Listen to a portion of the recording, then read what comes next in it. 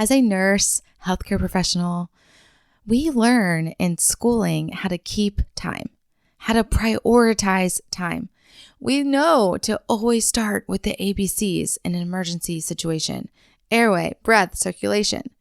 Even as a caregiver, we get in routines that can help us prioritize our time. But what happens in those emergency life situations or just your typical stressful Tuesday? You aren't working, you're in charge of prioritizing your tasks for your own family's life, your life, and your stress bucket, it's full and it's starting to spill over. How do you handle the everyday, I have too much to do with too little time? Today, I have a live coaching treat for you from my experiential Find More Time workshop. I workshopped the STOP method, STOP, with a live guest. And once you're through hearing this real life scenario, you got to go check out the oldie but goodie episode on my ABC method for prioritizing your time. It's episode 52, and I'll also link it in the show notes. In this episode, I first walk through what the STOP method is, and then I workshop it with my guest, who is a burnt out caregiver, mom of 4. And so I know you're going to relate to her and hear what she has to say on what she thinks about time and how it's affecting her life. Let's go. Hey mama, are you overwhelmed by your full, blessed life? Do you feel stuck in the messy, mundane middle? Then I'm so glad you're here to take a breath. Hey, I'm Shan Wright, RN, holistic wellness coach, and a mom to 4 that went from perfectionism, control, and lots of anxiety to intentionally living through simple solutions and so much peace. If you are done with the stressed out life, hot mess express type of motherhood, then heat up that coffee again and let's live holistically well in the middle. Let's go. So time is a mindset issue. It's not I have too much to do. I don't have enough time. These are the things that we say. I don't have enough time. I'm stressed out. I'm so busy. My life is so full. My schedule is so packed. I don't have time for that. We say all these things in very different ways, but we are just saying these things about time that aren't even true when really it is a mindset issue. We can change it. And so when we feel the anxiety rise and it brings the thought, I don't have enough time today, this week, this month, or ever, I want you to stop yourself. We're going to use this tool called STOP. It is literally going through STOP, the acronym, and realizing the anxiety is rising. There's a fire inside. Literally, the stress bucket is rising up and it's going to explode. And you stop yourself. You notice it happening and you stop. And a lot of times, this is actually a word that might come out when you are feeling anxious. We might say stop or don't or no. Like those negative words might come out. But think stop, which this is actually a common word my daughter who's anxious does say. She says stop a lot when she's anxious. I want you to stop. I want you to recognize the story that's going on, the lie, the thought. What is the thought? I want you to change it for the truth. I want you to take that thought and say, is that true? Is that a real story? Or is that made up in my head? Did I come up with that on my own? Is that actually going to happen? How do I know that's going to happen? And then you think of options of how to reduce that anxiety in that moment. How can you lower that? And a lot of times by talking about, is that a true story, immediately lowers that anxiety. And then P is practice. Take a tool and put it into practice. And if it doesn't work, evaluate and do another tool. If it does work, then keep doing it. Keep practicing. You're going to get better at it each time.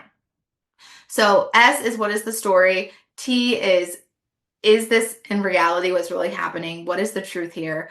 O is, what is a way I can reduce my stress? What's an option, a new story? And then P is practice. I will practice it. And we're going to do this together. So I do want to say, time again is a mindset issue. The truth is about time is that God owns your time. And somewhere along the world being formed and creation and human beings and all of that, time became the enemy. And the literal enemy took time and said, I want to make this the enemy against human beings. I want them to always be fighting against time. I want to have time, this time on earth, be a fight. And in the empire worldview, which is the world view that we live in, it's all about getting to the top. And doing this and fighting and hustling and striving, this brings us into anxiety and burnout, exhaustion, busyness, distraction, you name it. We try and try and try to keep getting to the top, whatever that looks like in your head. It even could be the top of vacations all the time and resting, but you have to get there somehow, and you try to get to where you want to go. And that is a worldview that is focused on time being the enemy. I mean, you know this as a nurse, we keep time all the day, all the time. Like, it is so so important, critical to keep time, even to the minute, the second, and every moment matters. And we understand that. And it does. But is your view of that creating it to be an enemy or a gift? Do you really believe that every moment matters to you and not just to that person that you're helping? Do you really, when you're on shift or you're in whatever kind of role as a helper, a caretaker, and you know that for that person, the moment is really a gift and you're helping them as a gift, or you're being there present as a gift, whatever you're doing is a gift. But do you see your time as a gift? What I'm getting at is a lot of times we put ourselves down and not worthy of the same time that we give to someone else. And in that view, time's actually the enemy. And we're seeing our time as the enemy and is not as a gift. But that's false. Truth is, it's a gift. Each day is a gift. God is the creator of time. And in this whole scheme of the world, he created each day to be a gift. In the kingdom mindset, it's impossible. It's not possible at all to run out of time, to run out and say, oh, I don't have enough time for that today. If you have a kingdom mindset, you actually can't say that. If you have a kingdom worldview and belief system, you actually can't say that, because time is a gift. God owns your time. The fact that you have these 24 hours is a gift. And first off, if you don't believe that, then that's where you need to start. That's like a lie that you need to dig up and replace. But the thing is, if you don't believe it, you can. You can teach yourself to believe it. We can rewrite that neuron pathway, right? And speak it until you believe it. Time is precious, and it is created by God. And when we couple it with stress and we realize that time, our view of time, our worldview, our belief system of time is really, really affecting our stress level. Once we understand that, we can have more time in our life because we realize it's a gift. So they just go hand in hand, just like this. So it's understanding it both. So let's workshop this together, because awareness and being aware of what this is without action won't change anything. So what is the number one story you're telling yourself about time in a stressful moment, in a busy day? I don't know what I should do right now. Okay. Do first. Mm. If you think that, then your actions that follow that thought, well, you might say some words, but what actions would follow those words of or that thought of I don't know what I should do right now?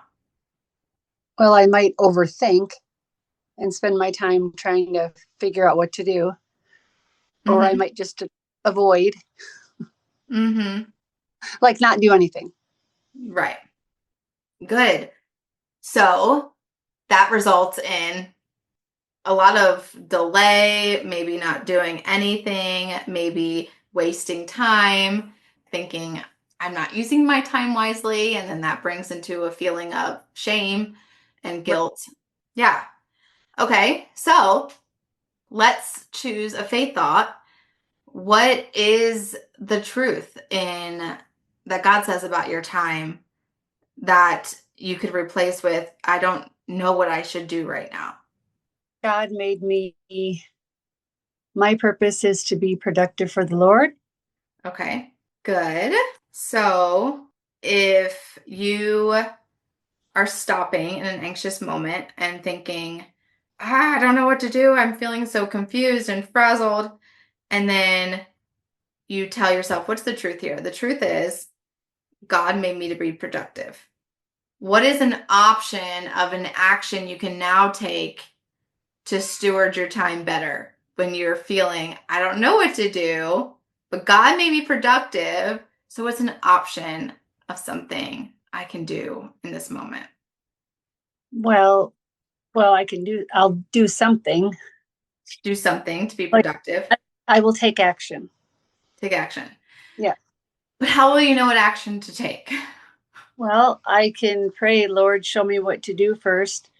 Or I could remember, oh, I've already talked to him about this. I already made some strategies, made some plans. So now it's like, oh, I just need to remember and be like, maybe go to my list and be like, oh, yeah, we already figured out some things to do. So I have some options to look at Mm-hmm. and choose. Yes. And because I know we've kind of already talked about this, it could also be a thing of, well, what is my identity as being productive? I first need to be productive in who I am and my identity. So, what does that look like in this scenario and in this situation? How can I act in my identity and be a truth speaker when, you know, I'm thinking that doesn't play a part as like naturally? We just, don't tend to think of that all the time is the first thing. But to prioritize our time and our actions, it's like, how can I walk in my identity, lining up my priorities? Where does that come first? Because that's what I'm called to do, right? Yeah. Yeah. Okay. So how could you practice that? Like, what's an easy way if this thought is natural, that I don't know what I should do right now, I overthink, I avoid. The truth is, I'm productive. I need to take action. How can you practice that in that moment? And how can you, I know you said to ask God, think about what you've already done, but how can you practice it to replace it? That this thought, this story doesn't keep coming up, right? Don't Right. keep landing yourself in this spot. I think I think I would take actions with the priorities that I need to be working on. Mm-hmm. And I think when you start seeing results in those priorities and like you feel the peace because you follow those priorities, you ask Right. God your agenda, you start to feel the peace, then this feeling, this thought of, I don't know what I should do right now, actually won't come because for one, your time is spoken for. It's a gift and God's given it to you and you know what you're supposed to be doing. You're very productive in your day.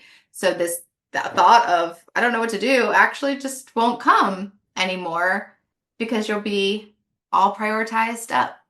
And yeah, and living it out. It was kind of like today where I was spending time with the Lord and then I just kept spending time with him.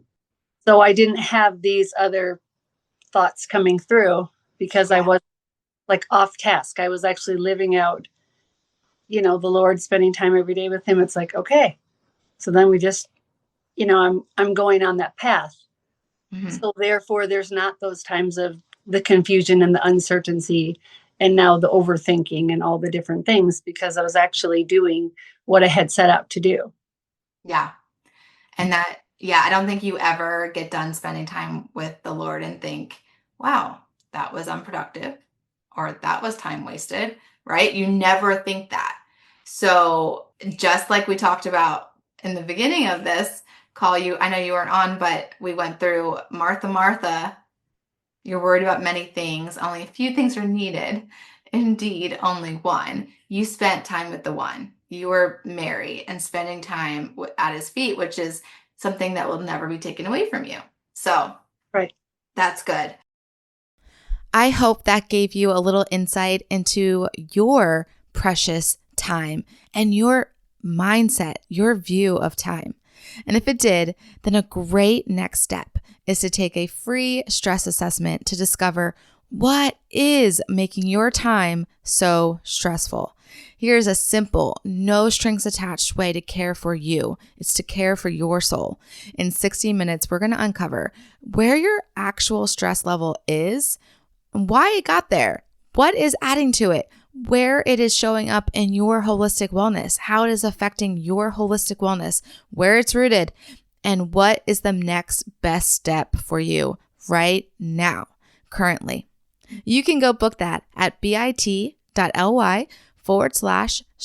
assessment call. Just spell it out. The link is also in the show notes, and I can't wait to walk you through why your time is so stressful. Don't wait until the wheels fall off and you are in complete burnout. Find peace and the help before burnout takes over. I want to help you. Again, bit.ly/stress assessment call. And until next time, keep living holistically well, even in the middle of the mess. Shalom, shalom. Hey, Wellness Warrior. I pray that blessed you. And if so, it would bless me big if you would write a 5-star review and subscribe on Apple Podcasts. Not only would this make me super happy, but it will allow for others to find this show too. Also, I love to chat over on Instagram, so make sure to take a screenshot, share to your Instagram stories, and tag me at @TheShanWright so I can see it and we can keep chatting and bring other moms to chat with us. Until we get to chat again, mama friend, may the Lord's face shine upon you and give you peace.